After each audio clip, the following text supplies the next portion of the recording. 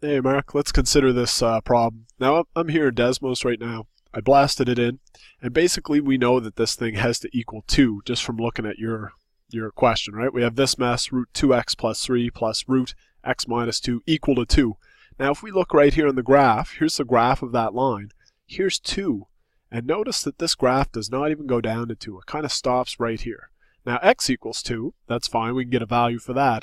But the solution to this y value, isn't going to equal 2. So I know right off the bat, there's no solution to this. So that's the answer. There is no solution.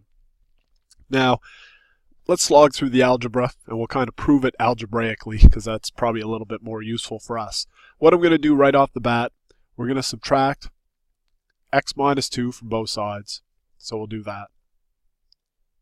Oh, minus 2. Okay, so we'll do that. So that's all gone.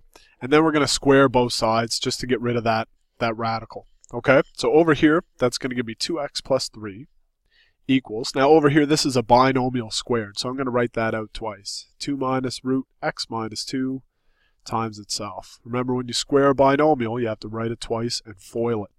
Okay? Next line, 2x plus 3. I'm going to go ahead and FOIL this. The first, 2 times 2 is 4. Now the outside, the O, remember that this 2 is not underneath the square root symbol, so it's going to interact with this 1 out here. There's no root symbol on the 2, so it doesn't interact with this. So it's basically 2 times negative 1, which is negative 2 root x minus 2.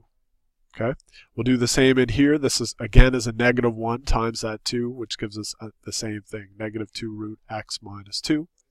And then over here we have 2 negatives, which is going to be positive x minus 2.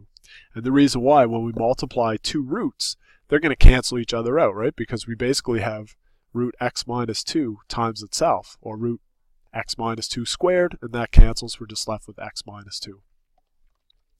So my next line, let's combine some like terms here. I have minus 2 and 4. That's going to give me negative 2 plus x. That's still there. And then negative 2 minus 2 is minus 4 root x minus 2. Remember, with like radicals or like roots, when we have the same thing under the square root symbol, we can add or subtract the coefficients, the numbers, out from underneath. So that's our first step. Let me clean this up a little bit, and we'll go from there. I'm going to add 2 to both sides. I'm going to subtract x from both sides, just to clean up all this stuff here. So over here, I'm going to have x plus 5, right? Did I make a mistake on that? Combining. 4 take away 2. Oh, that should be a plus 2 right there, buddy. So that's a minus 2, minus 2. And that's going to give me a plus 1 there. X plus 1. And that's all going to equal negative 4 root x minus 2. Now, we're going to go after this other radical. So I'm going to isolate that. I'm going to divide both sides here by negative 4. That's gone. And over on the right-hand side, I just have root x minus 2. Over here now, this is like negative 1/4 x minus 1/4, right? Because we have a binomial up top with a common denominator. There we go. I need more room. Change my color too. So let's take this down now. We're going to square both sides like this. Now again, we have a binomial over here, but with fractions, but that's okay. I'm just going to write it down. Minus 1/4. We'll multiply that by itself, negative 1/4 x minus 1/4. And that's basically going to equal x minus 2 over here, right? Because all that's gone. Now let's FOIL her out. That's a negative, by the way. So here, we're multiplying. Remember, when we multiply fractions, we multiply the top, multiply the bottom, and then if there's a variable, multiply that too. That's okay. So here we're going to have basically, we're going to have 1/16 x squared, because a negative times a negative is positive 1. I'm not going to write the positive. That's lame. 4 times 4 is 16, and then x times x is x squared. Now we'll do our outside. This is going to be plus 1/16 x, 1/16, again, same deal. Inside is the same thing, plus 1/16 x, and then our last is going to be plus 1/16. And again, that's all going to equal x minus 2. Okay? Now, a couple things we could do here right off the bat. let's combine some like terms, and then I'm going to pull all this mess over to get a 0 here so I can use the zero product principle. I want to solve this for x. Okay, so let's combine. I'm going to have 1/16 x squared. That's going to be like 1 plus 1 is 2, so that's going to be like 2 over 16 x, right? But I can reduce that. So let's call that an 8th x plus 1/16. Just reducing my fractions as I go. Probably a good idea just to keep things from getting out of hand.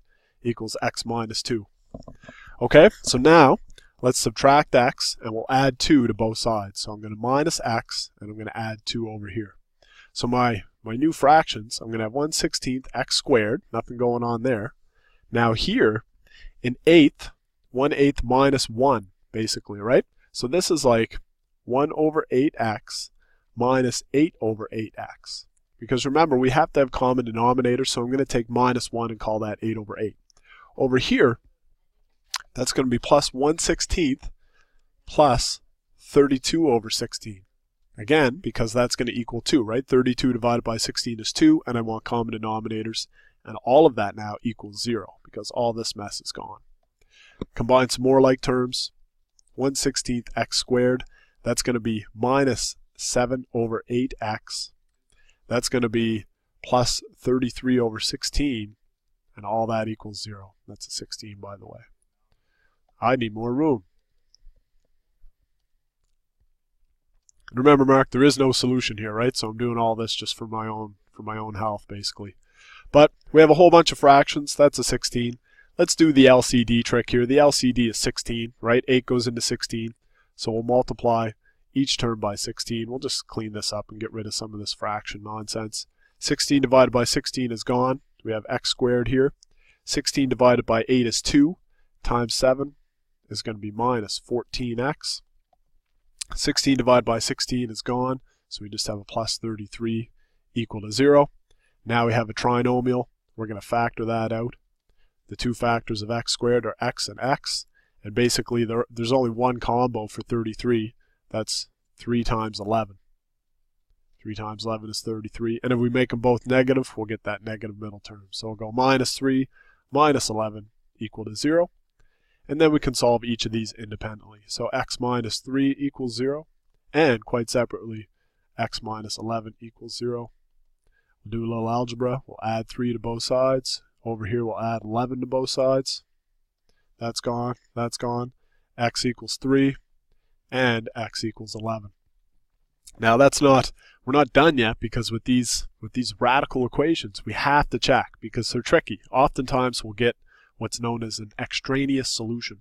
So apparently when we do algebra, that's cool, but when we check it, it's not cool. So let's go back to our original equation, which was this, 2x. Now I'm going to check this guy here, 3. I'm going to blast that in, plus 3, square root of that, and I'm going to add that to x minus 2, which we'll call x3, and that should equal 2 if we did our math right.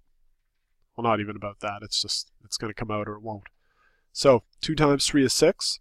6 plus 3 is 9, so square root 9. We know that's going to equal 3. Over here, that's going to be the square root of 1. So 3 plus 1 does not equal 2. So 3 is not a solution. And you can probably guess what's going to happen with 11. That's not really going to do it for us either. So I'll just swap those out. 2 times 11, and 11 minus 2. So here that's going to be 22 plus 3, which is root 25. Plus root 9, 11 take away 2. And that should equal 2. That's going to be 5 plus 3, and again that does not equal 2 as well. So basically there is no solution here, or the solution is the empty set. There is no number that's going to kind of satisfy that because it's set equal to 2. And again, we can go back and look at that from the graph again, right? We know that y has to equal 2, but there is no solution here. So with that kind of constriction upon this equation, there's no solution. All right, so super complicated, a lot of work for nothing. I hope that was useful though. If it doesn't help you, let me know.